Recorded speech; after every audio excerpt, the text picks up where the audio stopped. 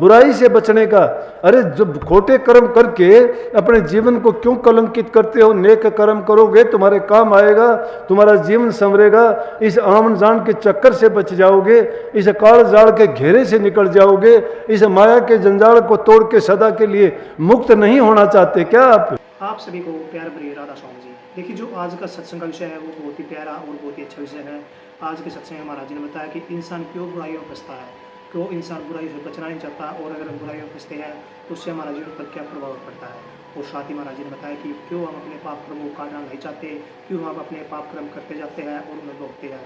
और साथ ही महाराज जी ने बताया कि अगर मैं मोह माया और जाल के कंगाल से बचना है तो उसके लिए हमें किन विधियों का, किन बातों का अनुसरण करना पड़ेगा, किन बातों पर चलना पड़ेगा।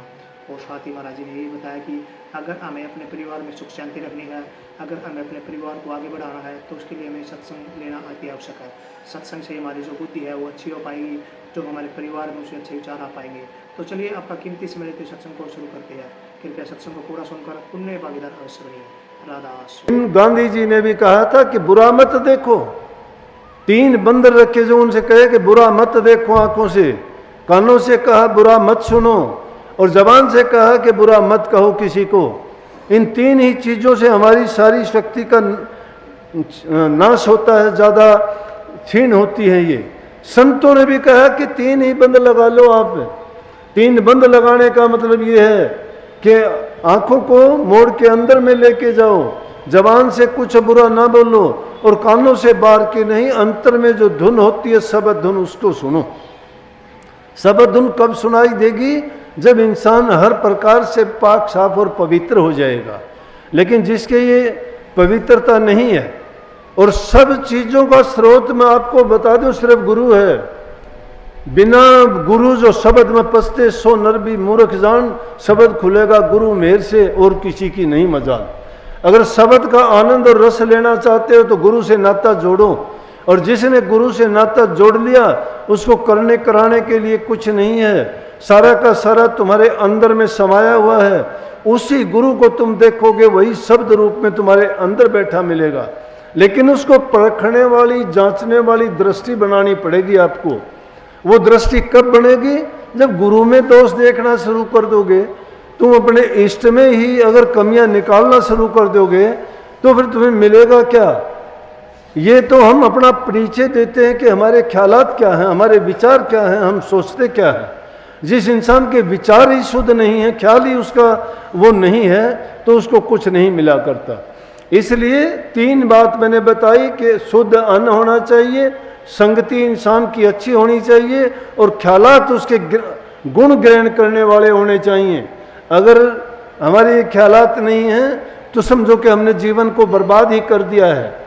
ये खाना पीना, जीवन यापन करना, कभी सोचते हो कि अच्छा पहनने से, अच्छा खाने से, या ये ऊंचे नीचे मकान बनाने से, ये झूठी इज्जत के लिए भागे फिरते हैं, किसी का साथ नहीं देना, सब यहीं छोड़ के जाना है। सब के सब यहीं छोड़ के गए हैं। अपने जीवन में अगर सबसे बड़ी चीज़ है तो प्रभु की भक्ति की कमाई करो, नाम की कमाई करो। उसकी कमाई करोगे तो तुम्हारा जीवन सफल हो जाएगा। लेकिन ऐसा मिलना बड़ा कठिन है, क्योंकि उसके लिए इंसान को बड़ी मेहनत करनी पड़ती है, बड़ा तप करना पड़ता है और बड़ा त्याग करना पड़ता है। त्याग जब तक नहीं करते, साधना जब तक किसी चीज़ की नहीं करते, कष्ट उठाना नहीं चाहते, मेहनत नहीं करते, बिना मेहनत के तो इंसान को कुछ भी नहीं मिलता। जो भी जिसको भी मिलता है, आप किसी भी क्षेत्र में जाएं, उसमें आपको मेहनत करनी पड़ेगी, लगन लगानी पड़ेगी, और उसमें जब लगन लगाओगे तो तुम्हारी दृष्टि दूसरी चीज़ों से हटा देनी पड़ेगी। नहीं देखते, एक विद्यार्थी जब परीक्षा के दिन होते हैं तो कितना ध्यान देता है वो अपनी चीज़ों पर। चाहे उसमें कहीं शादी होती है, कहीं डीजे बजते हैं, कहीं ढोलक बजते हैं, कहीं नाच गाने होते हैं, लेकिन वो अपनी किताब में, अपने अध्ययन में लगा रहता है। उसको पता ही नहीं कि क्या हो रहा है, क्या बार गाने बजाने हैं, या कोई नाच है, या कोई डीजे बज रहे हैं, उनको कोई इस चीज़ की परवाह नहीं। उसका जो उद्देश्य है, उसकी लगन जिसमें लगी हुई है, उसकी दृष्टि जिस चीज़ में जमी हुई है, वो वही काम करता है। संत मत की भी सीधी यही बात है। इन बारी चीज़ों की ओर से अपनी दृष्टि को हटा के ये अंदर की तरफ मोड़ के जब अंदर में लेके जाओगे और शुद्ध मन और पवित्र भावनाओं के साथ अपनी जो चिंतन करोगे, उस चिंतन करते करते ही तुम वो ऐसी हालत में पहुंच जाओगे जिसमें तुम्हें जिन चीज़ों का वर्णन किताबों से और संतों की वाणी में सुनते हो कि वहाँ नूर है, वहाँ प्रकाश है, वहाँ शब्द की धुनी होती है, वहाँ अंदर में ऐसी ऐसी चीज़ें और नज़ारे दिखाई देते हैं, ऐसे दृश्य हैं, उसको पाने के लिए एकाग्र चित्त होना पड़ेगा। जब एकाग्र चित्त हो जाओगे तो तुम्हारे मन के पर्दे हटते चले जाएंगे और रूहानी दर्जे जब खुलते चले जाएंगे तो वो आपको साफ तौर से नजर आने लगेंगे। अब बातों से खोजना चाहते हो, किताबों से ढूंढना चाहते हो, किताबों में और उनमें शास्त्रों में देखोगे तो उनमें दिए गए मंत्र कितने पुराने हैं। वही पुराने मंत्र जपते जपते कोई कहता है ये ना करो, कोई कहता है वो ना करो। अरे करने वाली चीज़ है वो कर लो। अपने मन को शुद्ध और पवित्र करके तुम अंदर में जमा के तो देखो। सब जानते हैं कि उसको खोजने की जरूरत नहीं। जो चीज़ हमारे इर्द गिर्द आस पास ऊपर नीचे रोम रोम में समाई है, जो हमारे आजू बाजू जहाँ कहीं भी उसको आप देखोगे उसका ज़हूर हर जगह है, लेकिन उसका तो हम ख्याल ही नहीं करते। उसको सोचते हैं शायद हमारे से बहुत दूर है और उसको ढूंढने में बड़ी जिंदगियां लग जाएंगी। और उनके जो खोजी थे उन खोजियों ने हमें ये बात सिद्ध करके दिखाई। कोई कंदराओं गुफाओं में गया, किसी ने घर त्याग दिए, किसी ने अन्न खान पान त्याग दिए, किसी ने राज काज को ठोकर मार दी। और फिर सब कुछ करने के बाद जो कुछ उनको मिला तो एकांत में बैठ के अपनी मन की शुद्धि करके अंदर में ही उनको प्राप्त हुआ। और बाद में उन्होंने दुनियादारों को बताया कि तुम अपने आप को खोजो। अगर मालिक का ज़हूर देखना चाहते हो तो अपने आप को ढूंढ लो। उसको ढूंढने के लिए कहीं बाहर जाने की जरूरत नहीं है। उसका ज़हूर अगर देखना चाहते हो तो उनका तो कण कण में समाया हुआ है। वो कब कौन से काम कर देता है कभी देखते हो क्या? क्योंकि वो स्थूल रूप में नहीं है, वो सूक्ष्म रूप में हर जगह जब मौजूद है तो हर जगह वाले मौजूद को तो हमारी बात तो वो होगी कि कंधे छोरा नगर ढिंढोरा हमारे पास में है, खोजते कहीं दूर फिरते हैं। बाहर खोजने की जरूरत नहीं। खोज करो तो अपने अंतर की करो। और अंतर के खोजी कब बनोगे? जब ये बाहर की लालसाएं छूट जाएंगी। ये बाहर की लालसाएं छूटना इतना आसान नहीं है कि हमने जो ताना बाना बुना है ये बड़ा कठिन है। उसके लिए कबीर साहब ने कैसी बात कही। कबीर साहब कहते हैं कि जैसा मैं खोजना चाहता था उसको वो मुझे वैसा नहीं मिलता। क्यों? कैसा खोजना चाहता हूँ कि मैं वैसा खोजना चाहता हूँ जो तत्ववेता हो, त्रिगुण रहित हो और घर का भेदी हो। जो तत्ववेता हो, त्रिगुण रहित हो और घर का भेदी अगर किसी को मिल जाता है तो उसको ये अंदेशा नहीं करना चाहिए कि उसका कल्याण नहीं होगा। कुछ लोग किताबों में ढूंढते हैं, जिंदगियां बीती, किताबें कब लिखी गई थी?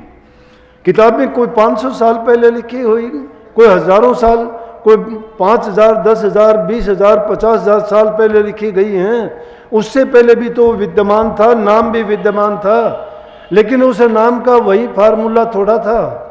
उसको आज भी हम उसी ढंग से खोजते हैं और उसको खोजते खोजते नए नए तरीके आ गए, नई नई खोज आई। लेकिन इंसान ने सब कुछ खोजा और उस मालिक को भी खोजने का प्रयास किया और खोज खोज के सबने अपने अपने ढंग से बताया। किसी ने कहा कि वो ध्यान के माध्यम से मिलता है, कोई कहता है तप के माध्यम से मिलता है, कोई कहता है उसको व्रत के रखने से, उसकी ये साधना करने से मिलता है। लेकिन वो हम करना तो नहीं चाहते, हम तो दूसरों की बताई बातों को ही कहते हैं कि इनके करने से ऐसा मिलेगा। लकीर के फकीर बनने से नहीं, करनी करने से मिलेगा। संत मत इस बात पर बल देता है कि तुम करनी करो। और करनी कभी अभी कर सकते हो, बाद में कभी किसी को मौका नहीं मिलता। समय यूं ही गुजर जाता है, देखते देखते चला जाता है। आज करूँगा, कल करूँगा, अब ये काम है, अब वो काम है। नहीं, किस काम के लिए, किन कामों में फंसे हुए हो? जिनके लिए काम करते हो क्या वो आपके काम आएंगे? क्या आपका कोई दुख उनमें बटाने वाला होगा? क्या आपकी कोई सहायता करने वाला? कोई उनमें सहायता करने वाला नहीं है। न ही आपका कोई दुख बटा सकता है। अपना जितना भी दुख है, सुख है, भला है, बुरा है, वो हमारे किए का फल है और वो हम जैसा करते हैं वैसा ही हमें मिलता है। इसलिए नेक कर्म करो। 3 चीज है, कर्म है, धर्म है। कर्म और धर्म कौन इंसान करता है? जिसको शर्म है। जिसको शर्म नहीं है वो उसका ना कोई कर्म है ना उसका कोई धर्म है। जिस इंसान के पास शर्म है, और शर्म भी कौन सी कि दुनियादारी की, उसे की ना करो, कोई बात नहीं, दुनियादारी की शर्म ना करो, मालिक से डरो। वो सबका लेखा रखता है, वो सबको देखता है। अरे इंसान तो जिसका खाता है, जिससे लेता है, जिससे पीता है, और उसी का दुश्मन बनता है। इसलिए वो किसकी भक्ति और कौन से नेक कर्म करेगा? अगर दूसरे को दुख दोगे तुम्हें सुख कहां से मिलेगा? किसी को दुख ना दो, किसी को पीड़ा ना दो, किसी की बुराई ना करो, किसी की निंदा ना करो। उनकी निंदा करोगे सजा तुम्हें मिलेगी। जो तुम्हें नहीं कहता, कबीर साहब कहते को कह जान दे, गुरु की सीख तू ले। गुरु क्या कहता कि कहते को कह जान दे, गुरु की सीख तू ले। साकेत जन और कुकरार इनको जवाब ना दे। दुष्ट आदमी को और कुत्ते को जवाब ना दे। अगर ज्ञान के रास्ते पे चले हो तो बड़ी रुकावटें आएंगी। ये दुनियादारी के लोग पीछे लग जाते हैं। एक पता नहीं क्या क्या घटते हैं, झूठी साची बातें क्या क्या बनाते हैं। क्यों बनाते हैं? कि वो उन मालिक की तरफ से ऐसा उनको आदेश होता है करो। लेकिन संत कभी किसी को नहीं कहते, किसी के पर्दे नहीं उखाड़ते।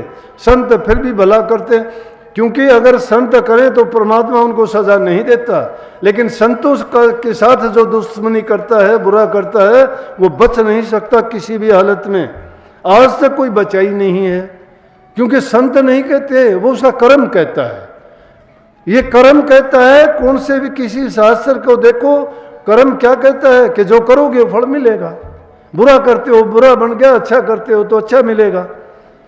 तो धर्म तो नहीं कहता ऐसा।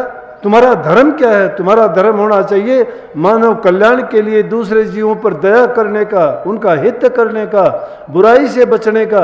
अरे जब खोटे कर्म करके अपने जीवन को क्यों कलंकित करते हो? नेक कर्म करोगे तुम्हारे काम आएगा, तुम्हारा जीवन संवरेगा। इस आमन जान के चक्कर से बच जाओगे, इस काल जाल के घेरे से निकल जाओगे। इस माया के जंजाल को तोड़ के सदा के लिए मुक्त नहीं होना चाहते क्या आप? या इसी में रहना चाहते हो? ऐसे चीचड़ क्यों बनते हो कि उस दूध के भंडार पर बैठ के भी तुम खून ही क्यों चूसते हो? ये नुगरे इंसान ऐसे होते हैं, उन चीचड़ की भांति, क्योंकि उनको उस दूध का आनंद पता ही नहीं है, दूध कहाँ है। इसलिए संतों ने कही कि संतों ने जो छाछ थी वो तो जगत को दे दी, और मक्खन था वो संतों ने ले लिया। मक्खन क्या है? भक्ति करना, नाम की कमाई करना। नाम की कमाई करने से जो हमें शांति मिलती है, जो हमारा जन्म मरण का रोग मिटता है, जो हमारे घरों में सुख शांति मिलती है। नहीं तो जैसा भी कर्म करोगे वो कर्म करोगे, परिणाम भोगने के लिए भी तैयार रहना चाहिए।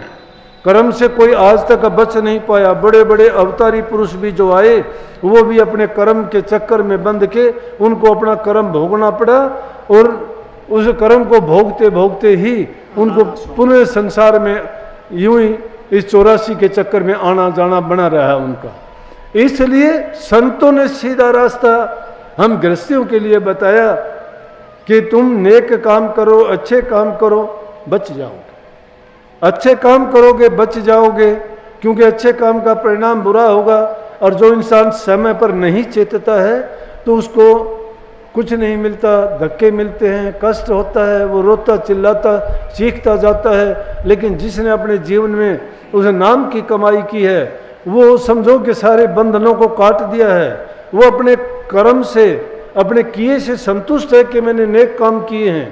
वो अपने जो नाम की कमाई की है वो उसको आत्मिक बल देती है कि मैं अपना जो जीवन का काम था, जो मनुष्य की योनि पाके मुझे इससे लाभ लेना था, मैंने वो पूर्ण रूप से प्राप्त किया है। सत्संग को पूरा सुनने के लिए आपका बहुत बहुत धन्यवाद। हम आशा करते हैं आपने सत्संग को बड़ा ज्ञान से सुना हुआ। तो जैसे पहले सासंग जी आपने सत्संग में सुना, महाराज जी ने बताया कि अगर हम अपने परिवार में सुख शांति और प्यार चाहिए तो उसके लिए हमें बड़ों का मान सम्मान करना पड़ेगा। उसके लिए हमें सत्संग में जाना पड़ेगा और सत्संग की बातों को अपनाना पड़ेगा। हम जैसे सत्संग की बातों को अपनाते हैं, हमारे जो विचार है वो शुद्ध बन जाते हैं और हम अपने पाप कर्मों को काट सकते हैं। और साथ ही अगर हम माया लोभ के इन सभी जंजाल से बचना चाहते हैं तो उसके लिए हमें संत सतगुरु की शरण अवश्य लेनी चाहिए, क्योंकि संत सतगुरु हमें ऐसा रास्ता दिखाते हैं जिन पर चलकर हम इन सभी मोह माया काल के जंजाल से बच सकते हैं और अपने जीवन को सार्थक सफल और सुखमय बना सकते हैं। तो कृपया गुरु महाराज जी की इन बातों को आप अपने जीवन में अवश्य उतारिए और अपने जीवन को सार्थक सफल अवश्य बनाइए। और साथ ही अगर आपको सत्संग अच्छा लगा तो कमेंट बॉक्स में राधा स्वामी लिखकर पुण्य भागीदार अवश्य बनिए। मिलते हैं जल्दी एक नए और बहुत ही प्यारे प्रवचनों के साथ। तब तक के लिए आप हमें दीजिए राधा स्वामी।